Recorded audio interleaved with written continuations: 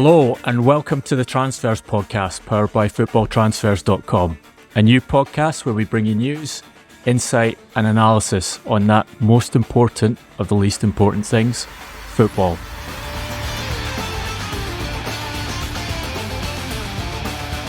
I'm Duncan Castles and I'm joined this week by another of the sport's finest journalists. Our first guest on the Transfers podcast back in May and the Sunday Times football correspondent. He spent the summer watching Gareth Southgate almost overcome the curse of being the subject of one of his astutely written books by winning the European Championship, and is just back from a personal pre-season tour of Turkey. Welcome back to the Transfers podcast, Jonathan Northcroft. Hi Duncan, yeah, I'm summered well, and I wouldn't quite say I'm ready to go, but hopefully by the end of this pod, you'll have fired me up for the new season.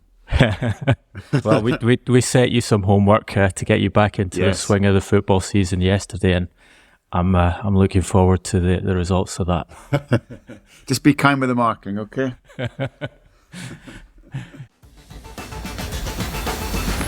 So with the new Premier League season just a week away, we're going to talk about the transfer business of the division's leading clubs and get Jonathan's predictions for the season ahead.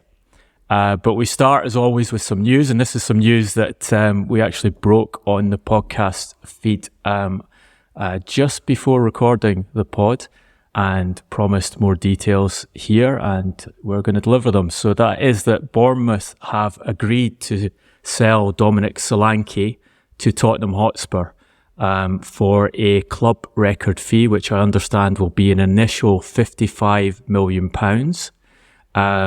They are in the process of closing that deal as we speak, but the agreement on fee is in place.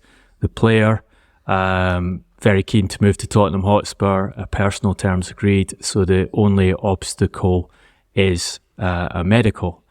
Solanke, as we explained on the podcast back in June, had a £65 million release clause in his contract, enabling him to move to certain clubs, Tottenham being one of the clubs specified in that deal.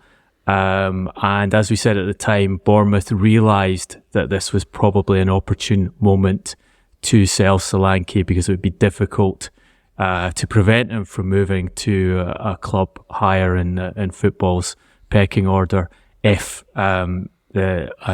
a substantial fee was agreed, and because he's just delivered by some margin the best season of his career, scoring 19 goals in 38 Premier League games last season. Same goal return as Ollie Watkins, an equal fourth highest scorer in the league. There are a couple of interesting aspects to this, in that Liverpool will benefit from this transfer. They sold Solanke to Bournemouth back in 2019 for an initial £19 million, with, I understand, £5 million of bonuses which have already been achieved. And included in that transfer agreement was a 20% sell-on clause, i.e. 20% of the profit that Bournemouth make on the deal, which should equate to about £6 million on the guaranteed fee, with more on potential bonuses. Jonathan, this has been a long time coming from Tottenham Hotspur's perspective. He's essentially the replacement for Harry Kane, so this is a 12-month search for a new striker. We have Ange Postecoglou signalling and talking about how he'd always had a number 9 in his teams before. Said this week that, talking about last season, that he had to be a bit creative, and that it's important to have the right type of striker. You know, we play a certain way, we demand certain things from a physical perspective, from the technical aspects of it, that it's going to be a striker that fits the mould. Do you think this is the ideal solution for Tottenham? Yeah, I think it's an exceptional signing, actually. It strikes me as Tottenham back to their traditional best in transfer terms. If you think about the model that's worked for Daniel Levy's sort of reign, it's been getting younger-ish players. When I say younger, I know Solanke's 26, but I mean certainly players the right side of 30. It's often been picking up British talents who have been stellar at the early part of their career, and then maybe have taken a dip, but have got that latent potential.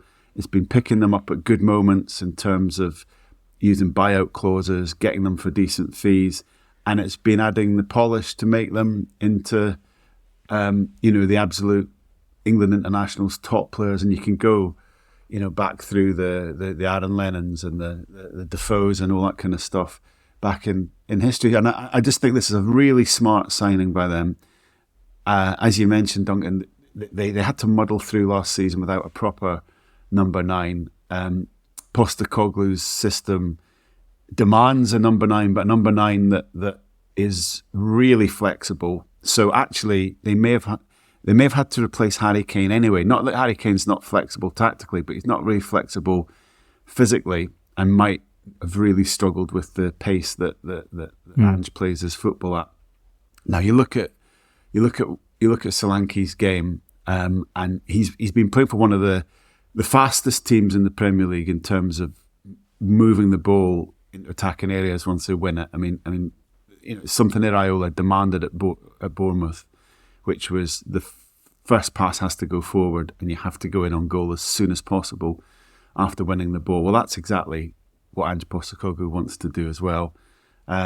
He's a scorer. He's a physical presence, but he's a very clever player tactically who can link with other players. And I just think this it leaves a huge hole in Bournemouth, but I understand their reasons for selling him. But in an era where number 9s are hard to come by, it looks to me like Spurs have absolutely capitalised on an opportunity and got not just the best available option for them, and an option that fits what their manager does and what their previous model has always been. Yeah, I think when we talked about him in the podcast in June, we said you've got a Premier League proven striker at an age 26, where you can expect to have several years of high quality performance from him. So it's as close to a safe bet as you can get. And as you identify, he's well fitted to Postecoglou's style of football. There's some other positive news for Tottenham this morning, which has come from João Castelo Branco of ESPN Brazil, another friend of the podcast, who has interviewed Richarlison, who told João that he has rejected the move to the Saudi Pro League, saying, "There has been an offer, but my dream of playing for the Seleção and in the Premier League speaks louder. The money is big, but my dreams are bigger." So it looks as though Tottenham will be able to retain Richarlison in that new forward line alongside Solanke. They've also signed, in many ways quite Tottenham-esque, 3 18-year-olds this summer, taking midfielders Archie Gray from Leeds United and Lucas Bergvall from Djurgården. Also a club record fee on the Swedish club side, and the South Korean winger Jan Min-hyuk.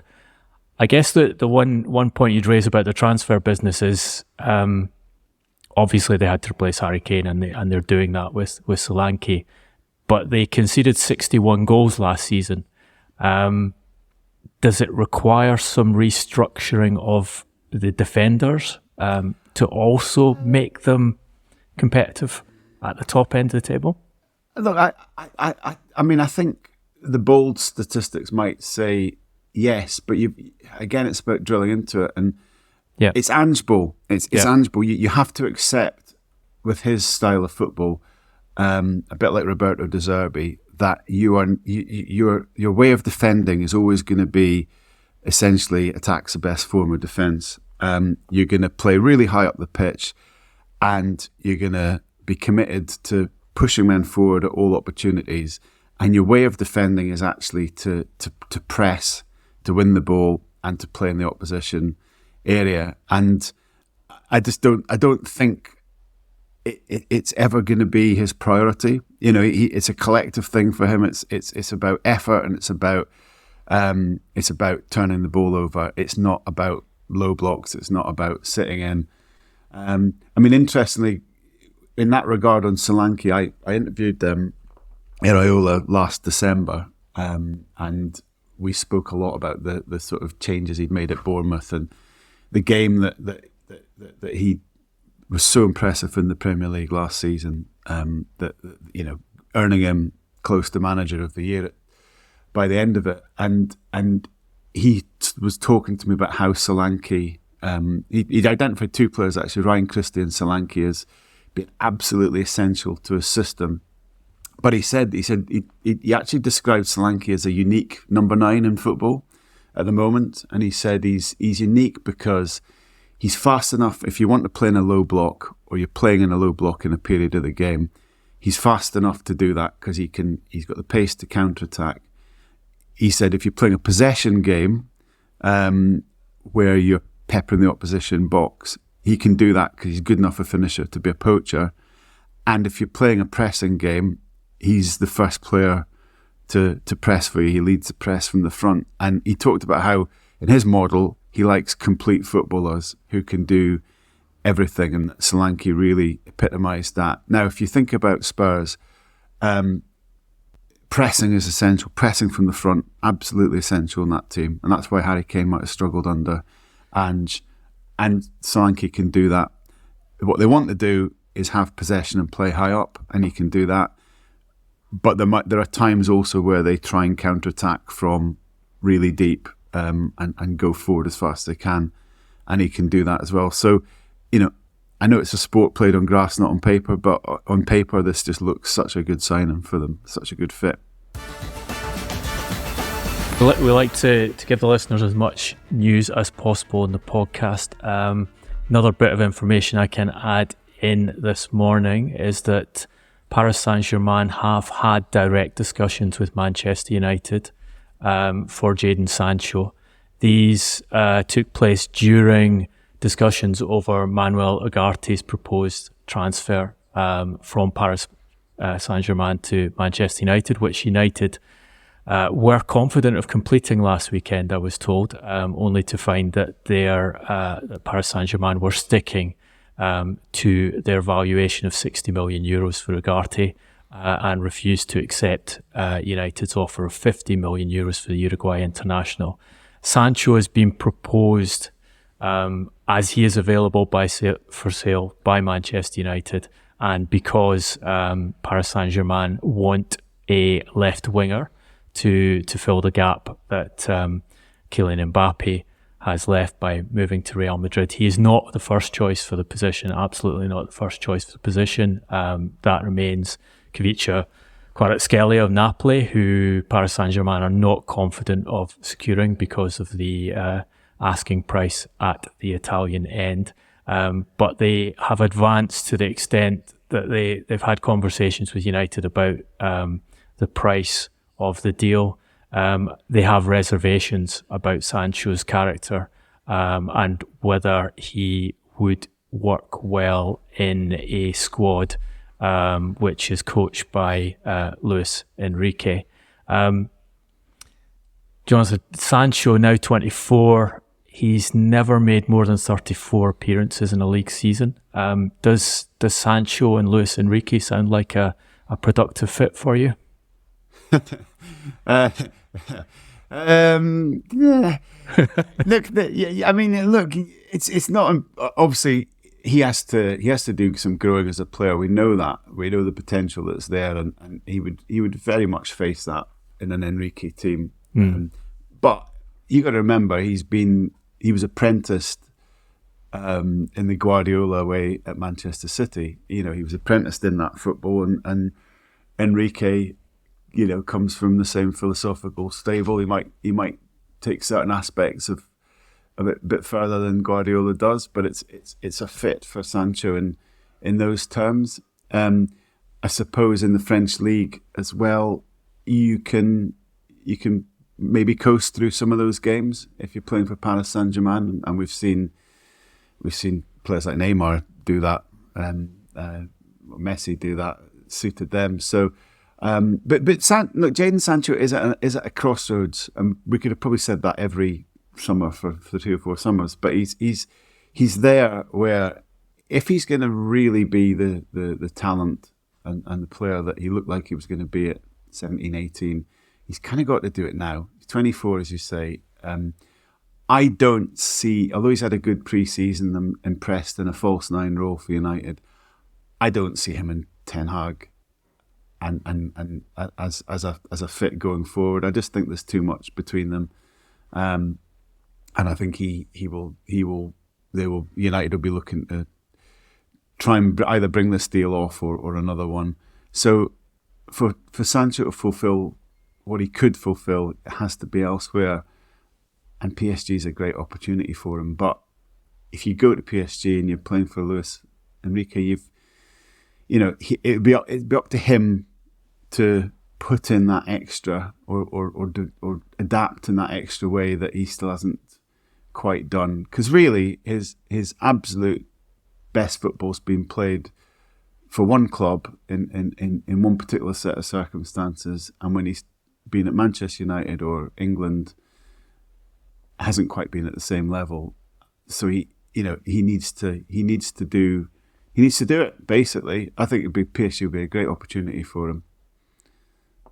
Yeah, I think if that deal does come off, and it is, I would emphasise low probability at the moment, then yes, it is an amazing opportunity to move away from Manchester United, where you say he's had this huge fallout with Erik ten Hag, a refusal on both parts to reconcile through last season, which saw him loaned and successfully loaned from Dortmund's perspective to the Bundesliga for the second half of the season. And I think there's been agreement not to talk about it at Manchester United between the two of them. But as you say, he's very much available for sale. And it would be United's preference if they can move him elsewhere and generate that cash that they now need to raise in order to execute some of the other improvements they want to make in the team. They're back at Wembley tomorrow. I think we can call it the first competitive game of the season, the Community Shield, because of the nature of the opponents. It's a replay of that FA Cup final, which, again, I think it's fair to say kept Erik ten Hag in a job. So far, they've purchased Lenny Yoro, teenage centre-back from Lille, for a spectacular fee, 62 million euros guaranteed, rising to 70 million euros, and a basic wage of 7 million net. And Joshua Zirkzee from Bologna, again a substantial fee and a big commission involved in that. They have been trying to sign Manuel Ugarte, as we mentioned, their first choice in that position. Last week in the podcast, we talked about a range of other options they're looking at because the Ugarte deal has not been completed, including Burnley's Sander Berg, Martin Zubimendi from Real Sociedad, who Liverpool are hoping to sign this week. We'll probably talk about that later in the podcast. They made offers for Matthias de Ligt and Ligt Mazraoui, the centre-back and right-back at Bayern Munich. What's your view of where Manchester United are going into this new season, and the quality and the way in which they've executed this rebuild? Yeah, I mean, I'd say they haven't quite moved the dial the way they needed to as things stand. I mean, you mentioned homework and so on at the start of the show. I'd say they've probably gone from like C- to B, or B, maybe even B+ this transfer window. It's been one of the better ones so far. And I'm only looking at that from a strategic point of view. I think what I like about it is, and I think you can see the influence of having proper sporting director in Dan Ashworth and a bit more strategy with Omar Barada, perhaps. But what they've so far anyway, and we can never discount a Man United kind of splurge on some really old and expensive players late in August. But so far on paper, they've avoided one of their major traps, which was always doing all their buying first and then trying to recoup money by selling. Right? I mean, they've tried that for so many summers and it hasn't worked for them. And what I like about it this summer is that they've brought in a couple of players, but they've also been, offloading players at the same time. I know they didn't get much money for Van der Beek, but they offloaded him. They got Cambuala, a decent fee, and they resolved the Mason Greenwood situation. And they managed to do that hand in hand with the recruitment of Yoro and Xerxes, which is, that's basic transfer window management, that has to be said, but they haven't been doing that. So well done them for doing it. I think Yoro, it's a huge fee, but step 2 that United needed to start doing was to sign players fitting into a kind of wider philosophy. And what they've done is accrued an 18-year-old centre-back who I think played the most minutes of any teenage defender in Europe last year, something like that, who has played for France, who's got great potential. And if you look at what the cup final empowered Ten Hag, or how it empowered Ten Hag, was it allowed him to make the argument of stick with me because I'm growing something that is classically Manchester United here. I'm growing a team from ground level of teenagers. I've got Kobe Mainoo, I've got Garnacho, and okay, I've got Højlund. He's not a teenager, but he's really young. And this is a new team that's being built. I've even got Ahmed, who's starting to come back into it, and Lenny Yoro fits into that.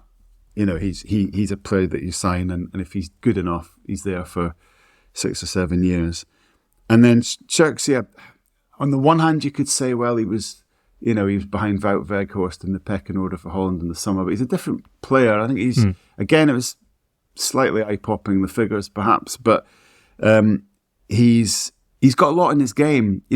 Ten Hag talked last season about needing a player that connects, a player other than Bruno that connects the midfield and then the attacking line better. And I think Xerxes is a player that who can play as a false 9, or can drop off from the forward line and link a bit. He can dribble and bring the ball forward a bit. So it fits a tactical plan. So I just see a bit more joined up thinking in this transfer window.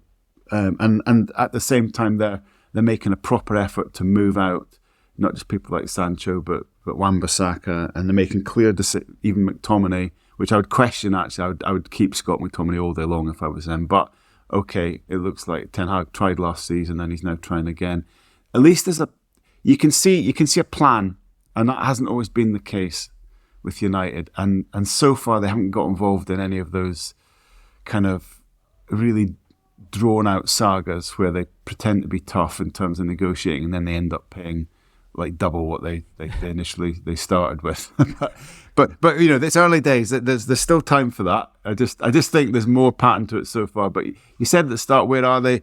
I mean, it has to be said that both Yoro and Xerxes aren't going to move the dial this season. They're very much signings for the future. So, it's going to have, as things stand, it looks like it's going to have to be another season of transition from a United perspective. So, you talked about over expensive signings of older players. I don't think De Ligt qualifies as that, given that he'll turn 25 next week. But I think there are some red flags about his transfer. Bayern asking for a guaranteed 50 million euros for a player who Ten Hag obviously knows exceptionally well, having brought him into the Ajax team and seen the best football of his career. This is a player who's moved to Juventus for an initial 75 million euros, then to Bayern Munich for 67 million euros an initial deal. Last season he started just 16 league games. It's in the 5 seasons since he left Ajax, he's never started more than 29 league games in a season. I talked to a director of football at another European club about De Ligt this week and asked him what his views were as a player for Manchester United. He said, look, De Ligt's extremely strong on the ball, unstressed as a defender. The problem is he has very poor acceleration. And if you play a small, quick striker against him, he'll destroy him in the first 3 metres. That's his view of what's gone wrong with De Ligt's career at Juventus and Bayern. Do you think this is a potentially dangerous mistake that United are going down the line of, because obviously it's a player Ten Hag would prefer for that position? Yeah. Look, I talked about avoiding previous mistakes so far, but obviously one of the mistakes has been signing all Eric's old players, and I'm slightly in two minds, because I've still got in my mind the 2019 De Ligt, he was such a leader of the Ajax team at such a young age, and I know his character is fantastic. His personality is fantastic, and as you say, he's got this quality on the ball, but he's also got these athletic shortcomings, which is why Thomas Tuchel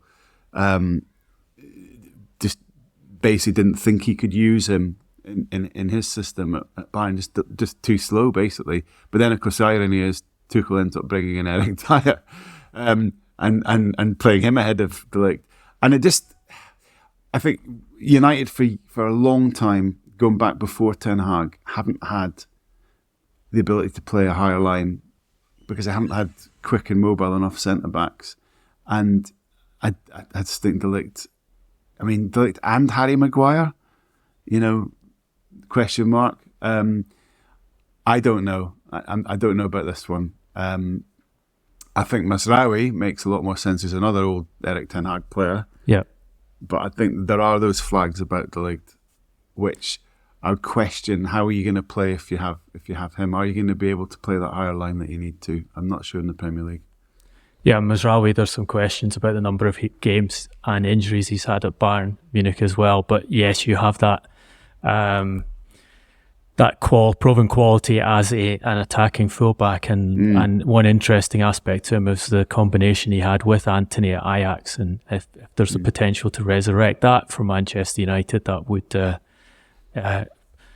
save them or get them some return on that huge investment they made on Antony 2 summers ago.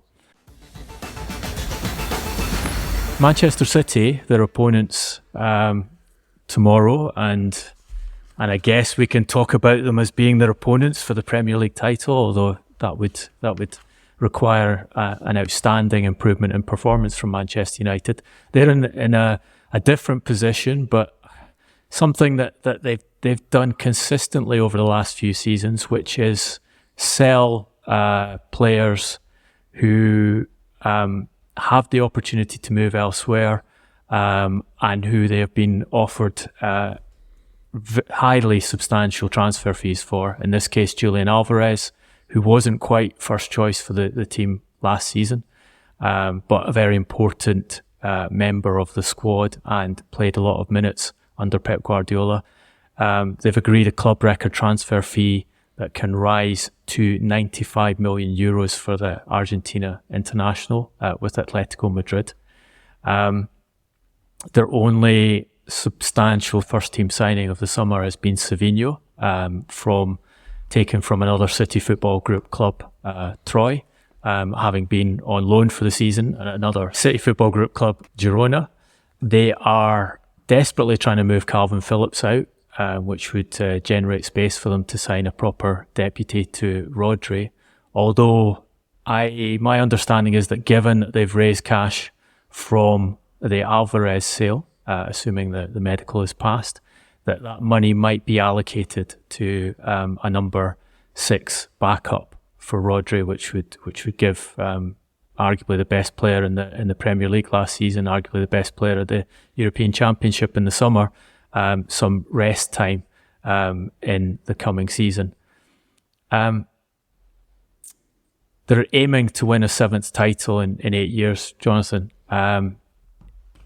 Do you think they will do that this season? Is it possible for anything to set them off that course? Oh, look, they have to be favourites, really, if we're being sensible. I thought last season was an opportunity for other clubs because it was so messy for City at the start, and nobody capitalised. And you'd expect greater consistency and so forth. I do have question marks though. I mean, one would be Kevin De Bruyne and the wear and tear and the age, and how much he can be relied on throughout a season physically. He had to play in bursts last season. Two would be Erling Haaland and the disconnect between him and the rest of the team. Was that a temporary state of affairs, or are we going to see another season where? And also, I think opponents started to work out ways to handle him. So I've got a question mark there. The argument in Haaland's favour is he just needed a bit of a rest. He's had that this summer. He's going to be amazing again. Blah blah blah. And yeah, Grealish went a bit off course. Jeremy Doku, after a great start, people worked him out. Can Guardiola overperform again in an unfamiliar role? There are City question marks, but they're just so overwhelmingly good that, and they've got players and a manager that's answered them consistently. I think Savinho, great signing.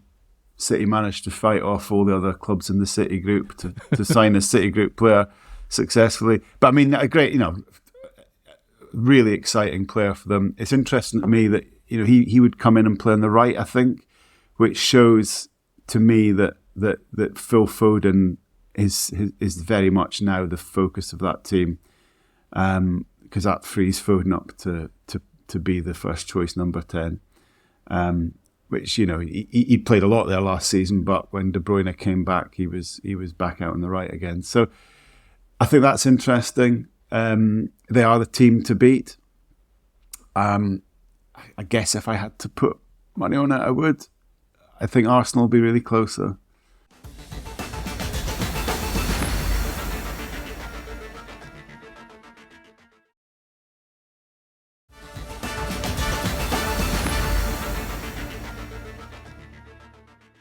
Let's talk about Arsenal then. We have Mikel Arteta back on the touchline again. A friend of mine, when she watches Arteta, she said to me she wonders if he's going to kill someone or make love to them. Oh dear! The gigolo, I know what she means. The gigolo assassin of English football. Look, we've praised Arteta to the heavens in football journalism over recent years, but it's interesting actually to look at his record. Appointed December 2019, he's about to start his 5th full season at Arsenal, which is actually longer than he played for the club. He's won 59% of his games over that time.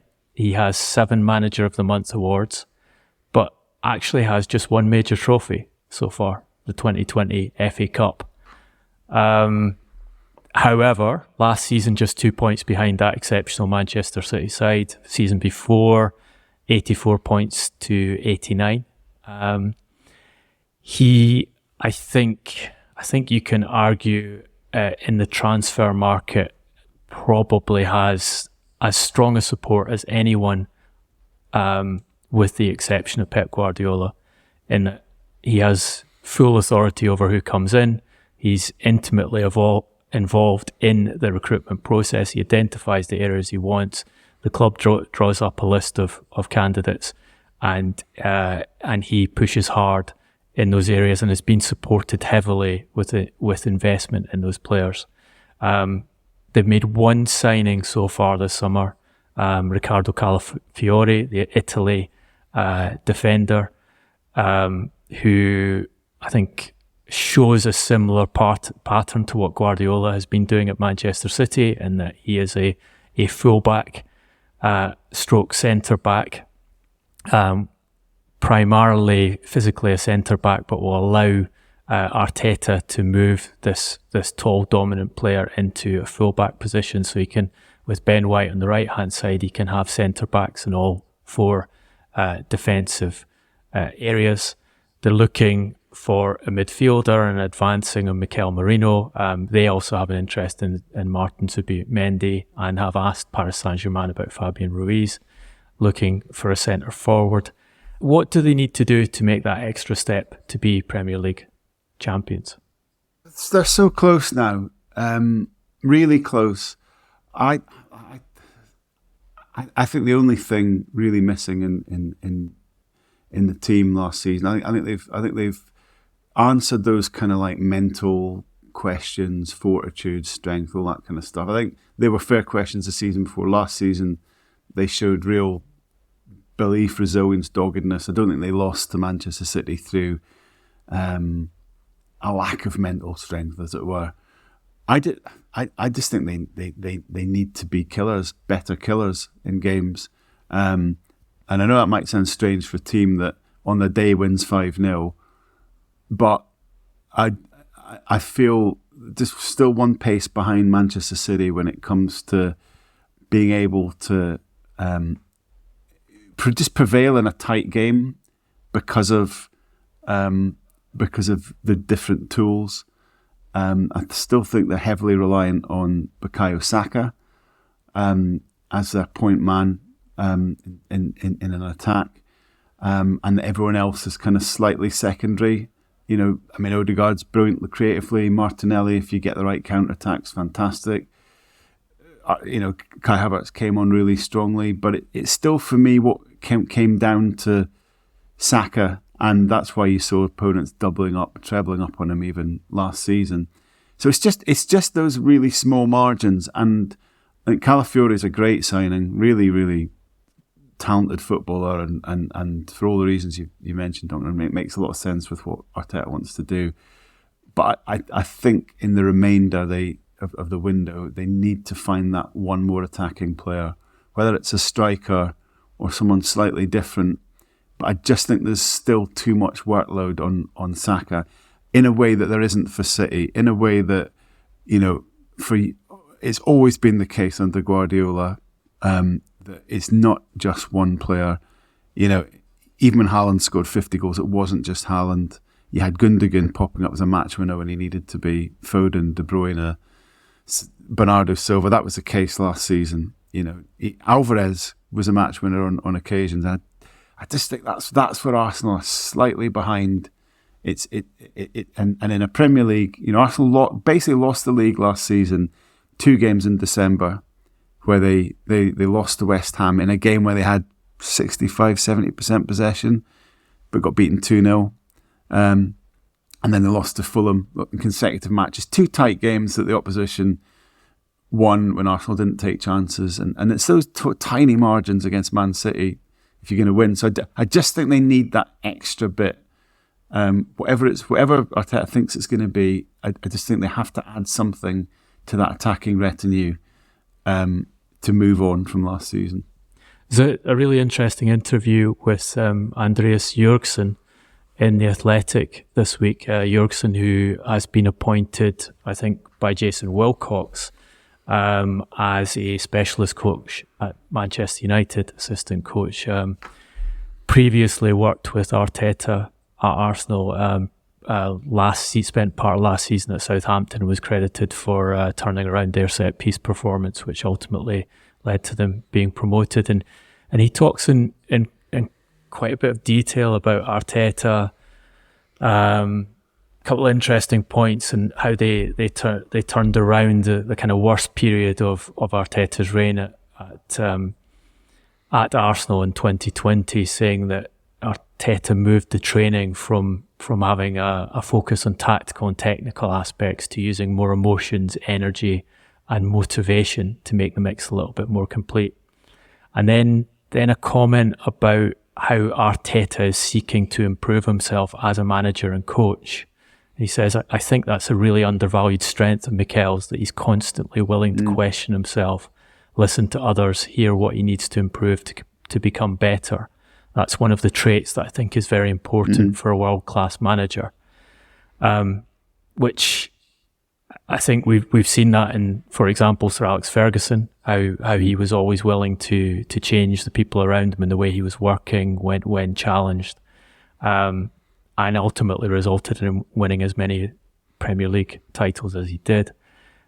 Does that also underline that although Arteta is up there challenging for the Premier League these last 2 seasons, he's not yet a finished product when it comes to being a coach and manager, and that little bit of difference might be the important distinction between being challenging for these trophies and actually winning them. Yeah, that's a really interesting angle to this. And he's what he's actually trying to do is somehow push past Pep Guardiola. He's not just trying to become a Premier League winning manager. He's actually trying to just get past the best of coach of his generation. With the strongest squad that the division budget. European football's probably ever had. Indeed. I mean, in another era, he may have already had 2 Premier League titles, as we said. But then again, you bring up Alex Ferguson. Alex Ferguson somehow found a way, and this I maintain this would be the most impressive part of his entire career. Man United, that is.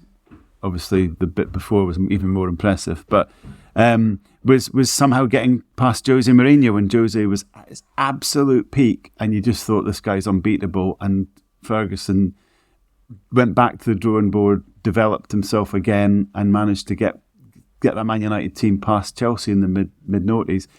So Arteta's got that kind of challenge facing him, and it is fascinating that he's trying to maximise himself in every possible way. I've speaking to a couple of journalists who were in America with Arsenal in pre-season. What struck them was how relaxed and how charming and how much time Arteta had for the press. Now, a year or certainly 2 years ago, Arteta would have looked at media duties as a kind of chore, really. I've just got to do them and move on, 5-10 minutes, chatting to these guys, go on.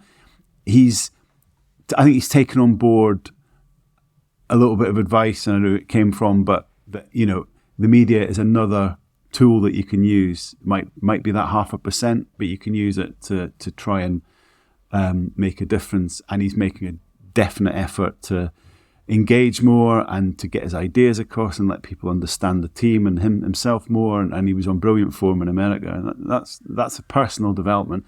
Stories in this morning's paper about how he got a pickpocket to come in and basically steal his players' belongings last season during a team meal, and then told them to turn the pockets out at the end of the meal. Everyone found their pockets were empty, and he then was able to use that as a talk about being aware at all times. And he's trying all these little tricks. You see it in the Arsenal documentary. Some of them looked a bit cheesy and didn't work, but he's a guy who's pulling out every single stop to try and get there, and I really admire that in him. I really, really, there's a humility and there's an intelligence to that. He's waiting for that light bulb moment. Indeed, yeah. And he's put away the stereo playing "You'll Never Walk Alone." Maybe that's in the garage now, but that's a good segue into talking about Liverpool. It's almost like we planned this and we didn't, did we? We really did. A Liverpool who will play at a newly expanded Anfield with a capacity of 61,000 this season. Do you see, Jonathan, this being a title race between Arsenal and Manchester City again, or are Liverpool realistic contenders for this title, given that we're looking at a club that's brought a new coach in Arne Slot, who, as we discussed last time you were on the podcast, has obviously never coached in the Premier League before, given that they've made no additions to their squad at present. And there's been some questions about why they've waited so long to make improvements to Slot's squad. However, they are in quite advanced discussions at the moment with Real Sociedad to sign Martin Zubimendi, who has a €60 million release clause as a new number 6, which is a position that Slot has highlighted as one he wants to improve in. Sociedad trying to convince Zubimendi to remain. They don't like losing their elite Basque players, and they feel there's a high chance that Mikel Merino will move to Arsenal this summer. Complication in that deal, of course, is that Sociedad can insist on the €60 million being paid in one go, which is something that Liverpool usually try to avoid doing. What's your view on where Liverpool are a week before the start of the Premier League season proper? Yeah, it's been a fascinating window actually for them, because obviously they've got Richard Hughes and they've got Michael Edwards now, and a new manager. So you would have expected more activity, perhaps.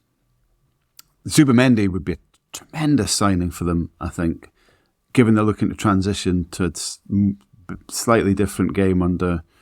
Well, it's not radically different, but it's a different game under Slot of that's more possession based. And 6 is such a hard position to fill. That they've got an excellent kind of experienced destroyer in there in Endo, but he's not in possession quite the player they need. And Zubimendi, who, as you highlighted, has been on Arsenal's radar for a long time as well, is a great option. But can they pull that off for those reasons that you mentioned? I don't know. And I started with him because I do think that if they had a signing like that in the bag, I'd be tempted to say, yeah, they'll contend for the title this year.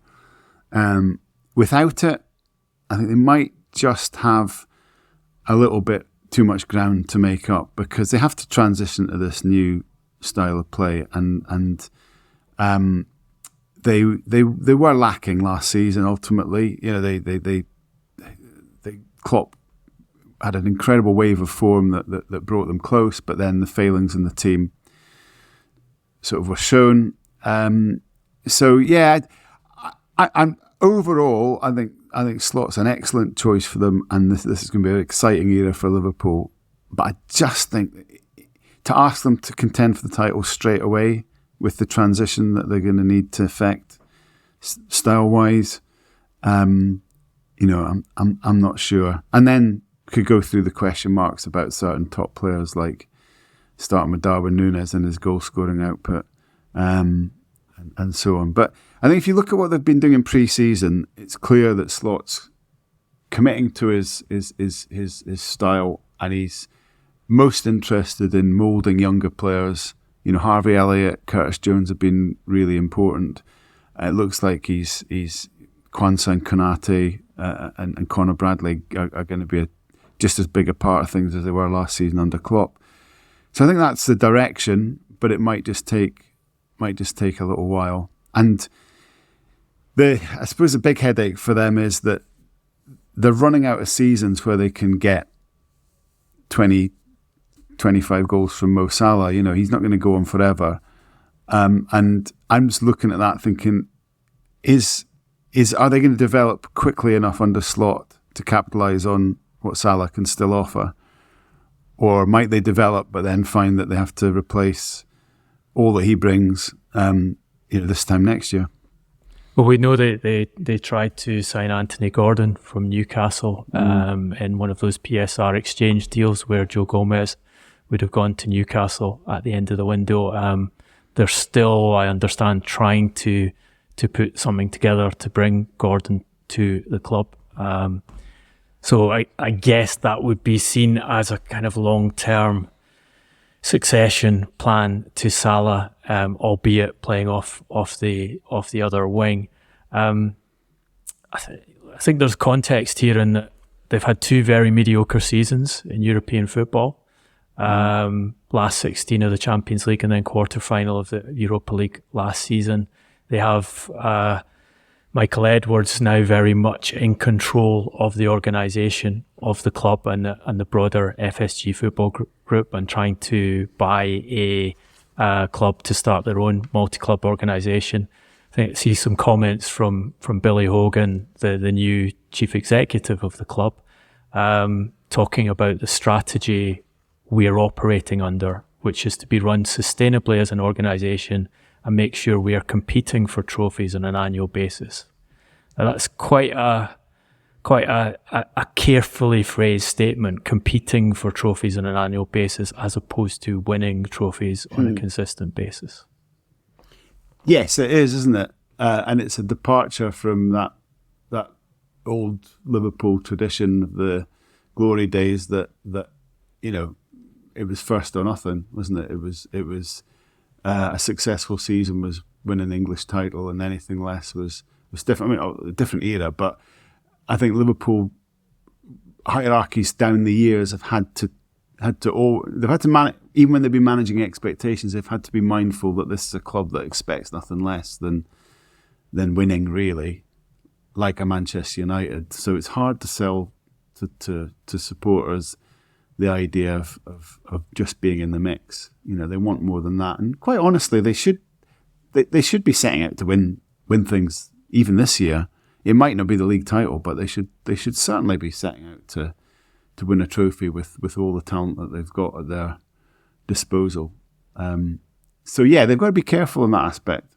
But I think the Liverpool fan base is incredibly kind towards new managers and new players. It's a trusting and believing fan base, and they will give Slot time. And I think whatever the results are, his football will be really easy on the eye, and they'll enjoy themselves watching it. So Liverpool fans sympathetic to new managers and new players. Let's talk about a club that specialises in new managers and new players. Chelsea, who have already signed 8 new first-team players this season. Other signings on top of that include Esteban Willian, who I believe will be the best of all the transfer activity the Clear Lake group have done since taking over the club, but who doesn't arrive until he turns 18 next season from Brazilian football.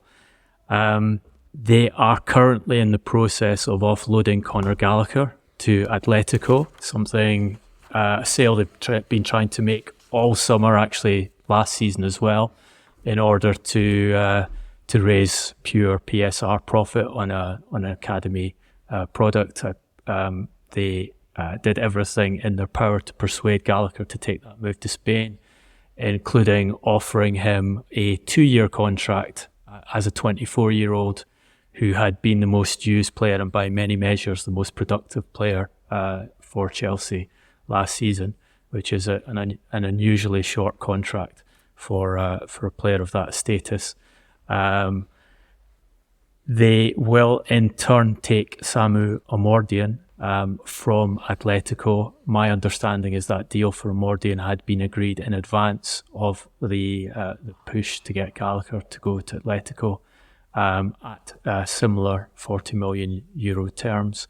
Omorodion has already agreed personal terms with the club, a Spain youth international who I'm guided has the potential to be a top Premier League player, but will need to be developed in the right context. Context he's moving into is a club who took 33 players on the pre-season tour. I put an image of their squad, which another website had generated this week, the current squad, which includes 7 goalkeepers, 14 defenders, 10 central midfielders, 6 wingers and 7 strikers. That's 44 players at present. Talked to one sports director about it. He said they're either crazy clever or crazy stupid. Which one do you think it is, Johnny? I think they're Football Manager crazy, because it's just I mean, they're so acquisitive, aren't they? It's just another summer of collecting potential and collecting talent,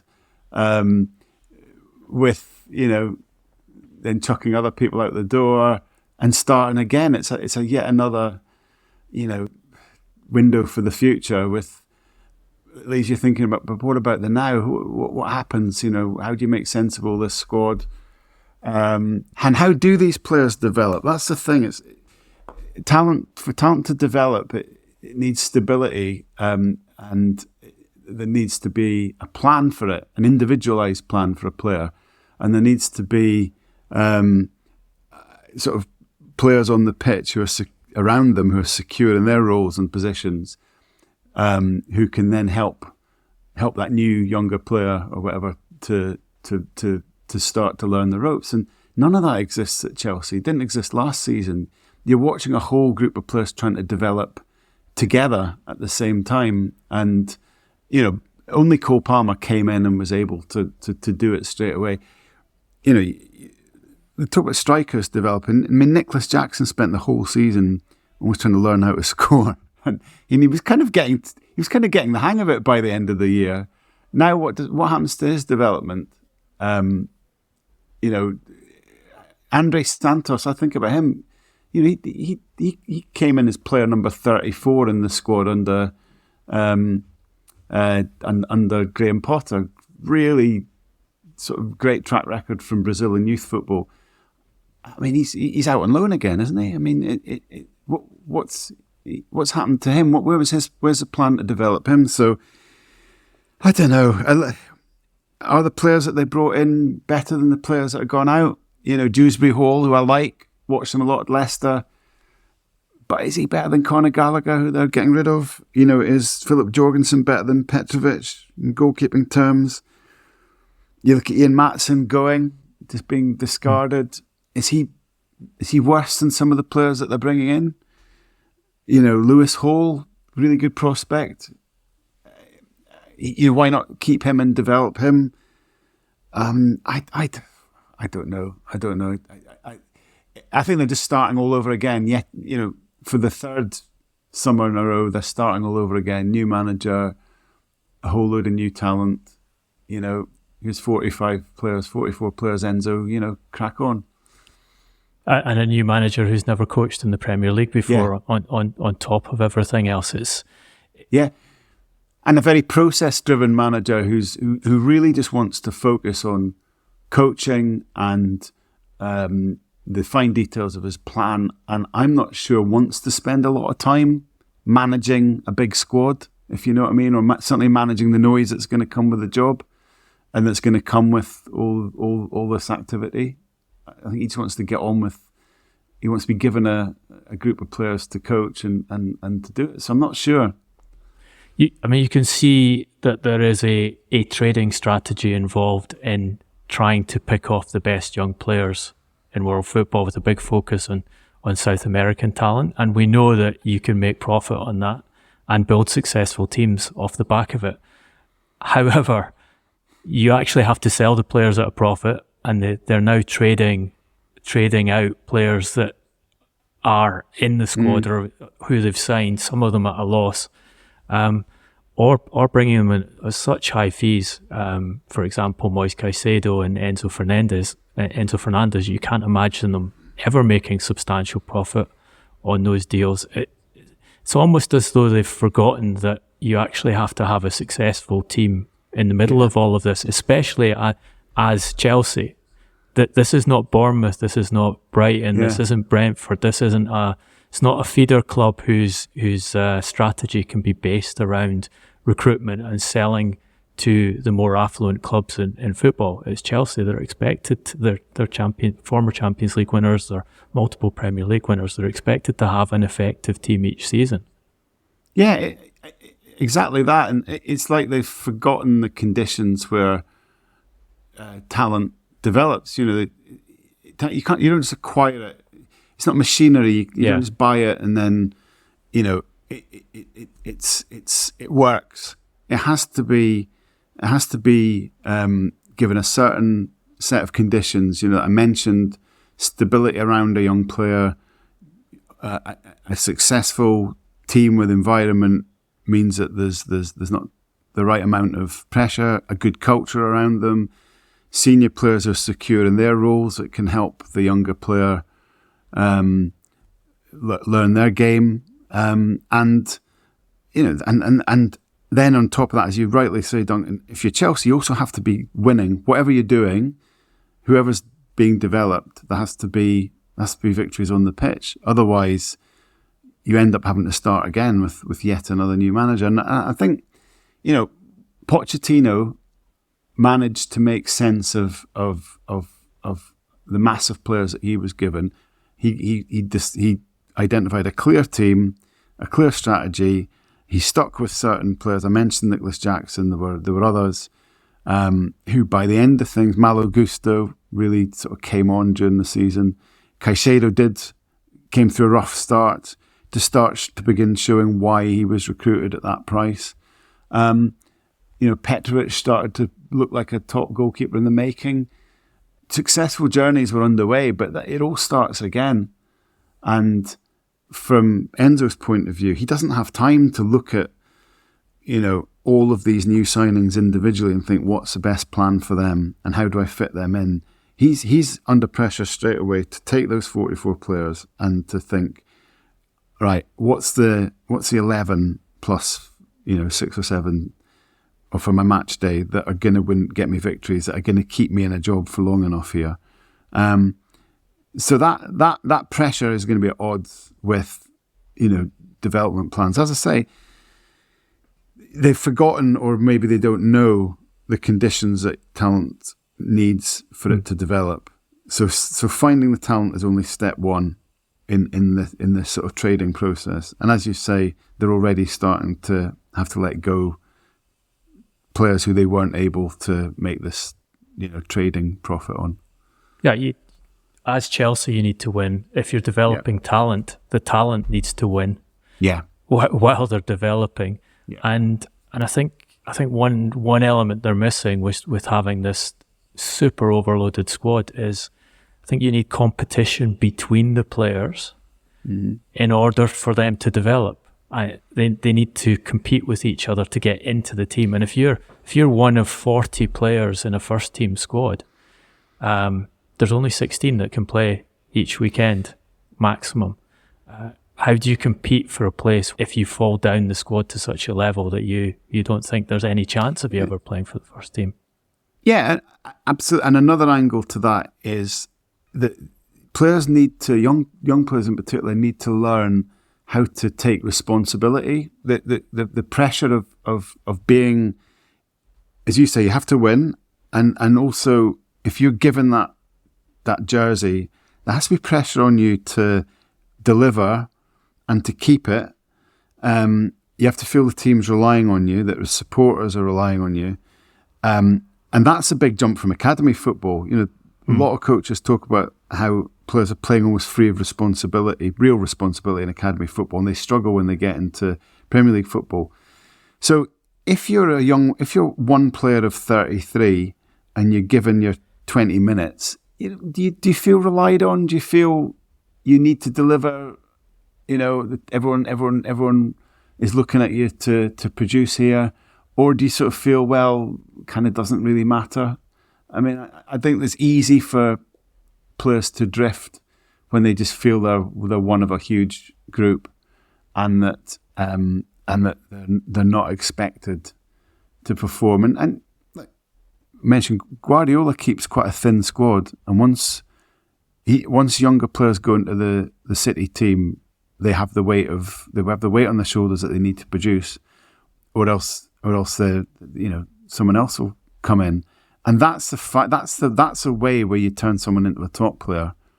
It's them adapting to handle those demands is that final piece that makes a talented player a top player. And yeah, we can criticise Manchester City in many ways. I have on many occasions, but there's no argument that at present they are considered to be the best developers of talent in the Premier League. They're using their financial wherewithal and their status to get the best players in, but they also have a system with Guardiola and the first team at the top where they develop in a way that other Premier League clubs want to sign them, and they are actually the club that's done very well of the top clubs in selling on their own talent at profit over the last few years. Let's move on to what I'll call the hostage for fortune section of this website, which is to ask you a few predictions for the coming season. First one will be, who's going to win the Premier League this year? Well, look, I tell you what, okay, look, let's have some fun here. It's going to be Arsenal, isn't it? I know I've just said that Man City are, logically you can't really see past them, but I do think Arsenal are so close. So let's say Arsenal are going to make that signing that I mentioned, that little bit of extra, and that they are going to do it because they are on the cusp. I do think they've got nearly everything, and I do think there are question marks about City. So yeah, let's just say that this is the year that Arsenal are going to outlast City down the home straight. And they might get some assistance from the Premier League in that tribunal that everyone's waiting for the verdict for through, which is supposed to happen, we're told, later this year. Who wins the Champions League? And we'll note here that Carlo Ancelotti this week has said that Real Madrid's transfer window is closed and they do not plan to sign any more players despite badly needing defensive reinforcement. Yeah, well, I mean, Real Madrid would be the obvious one, wouldn't they? Yeah. I'm going to be boring here, having had a flutter on Arsenal for the Premier League. Yeah, Real with Mbappe added to that mix with Ancelotti. I think they'll do it again. The three most impressive signings so far this summer transfer window. Yeah, look, I think if Solanke, and we think it's going to does go through, that has to be an absolutely superb signing, I think. I like Calafiori at Arsenal just for the sheer talent and the way I could see him playing for Arteta. I think it's a really shrewd signing at a good price. And I actually think they're maybe slightly under the radar, but might end up being just one of those. Sometimes there's a signing that's kind of so obvious. You think, why didn't anyone else make it? And then, the team that makes it just has everyone else kicking themselves. I think Nicholas Fullkrug to West Ham could be that. He's not the most elegant player. He's not the most talented player, but he's just a Premier League ready number 9 in the old school way, who has shown all levels of his career, Champions League, Germany, that he can do it. He can do it, and I just think he'll score lots of goals, and he'll be natural in the Premier League. I think it's a really, really good signing. So yeah, that's my 3. That's an interesting one that you choose Fullkrug, because I agree with you. I love the way he's able to score goals at the very highest level from places you don't expect him to score goals. He's a very efficient striker.